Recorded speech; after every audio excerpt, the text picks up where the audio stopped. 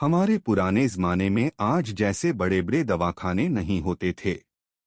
तब लोगों के लिए सबसे बड़े डॉक्टर घर, रसोई और जंगल की जड़ी बूटियां ही हुआ करती थीं। जब भी कोई बीमार पड़ता तो सबसे पहले घर पर ही इलाज शुरू किया जाता था।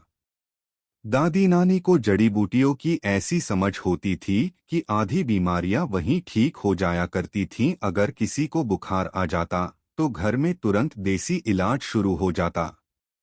अदरक और काली मिर्च की चाय बनाई जाती, तुलसी और लौंग का काढ़ा उबाला जाता। कहीं धनिया बीज का पानी तो कहीं मेथी बीज का पानी तैयार होता। गिलोय का रस तो जैसे अमृत माना जाता था। बुखार में माथे पर नमक की पोटली रखी जाती और सुबह सुबह तुलसी के ताजे पत्तों का रस निकालकर पिलाया जाता। 1-2 दिन तक यही देसी उपचार चलता। अक्सर तो इसी से आराम हो जाता, लेकिन अगर बीमारी नहीं जाती तब वैद्य के पास जाया जाता था।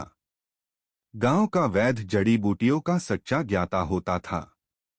उसके पास दवाइयां नहीं बल्कि जंगल से लाई गई जड़ें, पत्ते और छालें होती थीं। वह नब्ज देखकर, शरीर देखकर इलाज करता और उसकी दवाओं में बड़ी ताकत होती थी। पुराने जमाने में अगर किसी को सांप काट लेता तो लोग घबराते नहीं थे। तुरंत घर पर कड़वे लैमडे के पत्ते चबाने को दिए जाते और जहां सांप ने काटा होता वहां उन्हीं पत्तों को पीसकर लेप लगाया जाता।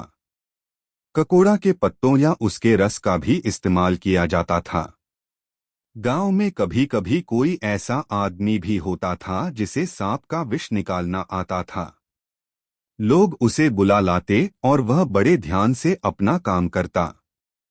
सांप से जहर निकालना बहुत खतरनाक काम होता था, इसलिए यह काम केवल अनुभवी और प्रशिक्षित लोग ही करते थे। अगर किसी का हाथ या पैर टूट जाता तो भी आज की तरह अस्पताल नहीं जाया जाता था। पुराने लोग पत्तों और छाल से एक मजबूत पट्टी बनाकर टूटी हड्डी पर बांध देते थे। हड़जोड़ का पौधा इस काम में बहुत उपयोगी माना जाता था। चूने और जड़ी बूटियों का लेप लगाया जाता, जिससे सूजन कम होती और हड्डी जल्दी जुड़ जाती।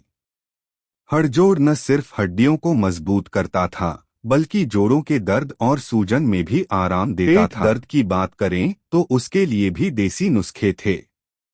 मेथी के बीज पीसकर पानी के साथ लेना, हींग को गर्म पानी में घोलकर पीना या जीरा चबाना, ये सब आम उपाय थे। पेट पर हल्के हाथों से मालिश भी की जाती थी। ज्यादातर मामलों में लोग इन घरेलू उपायों से ही ठीक हो जाते थे और जब दर्द ज्यादा होता तब वैद्य की शरण ली जाती थी। वैद्य के पास जाना भी आसान नहीं होता था। गांव में कोई गाड़ी या बस नहीं होती थी। मरीज को बैलगाड़ी में बैठाकर कच्चे रास्तों से ले जाया जाता था। रास्ता लंबा होता, लेकिन लोगों का भरोसा मजबूत होता था, देसी इलाज पर और वैद्य की समझ पर।